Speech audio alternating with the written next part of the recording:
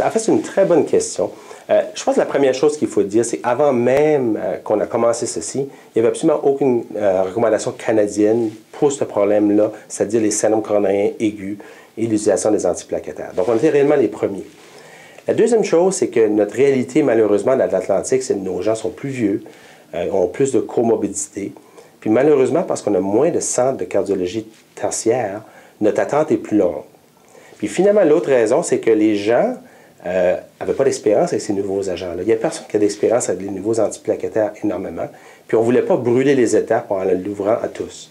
Donc on a décidé, après avoir évalué les données, qu'on allait utiliser ces agents-là de façon plus régularisée ou plus judicieuse, puis vraiment se servir des données qu'on a pour se servir des agents bien connus, nos protocoles qui sont déjà en place, mais de modifier subséquemment les agents antiplaquettaires selon l'évolution par la suite. Mais on voulait que le processus à l'urgence, de première intention, soit facile pour tout le monde, puis d'éviter de tout changer d'emblée.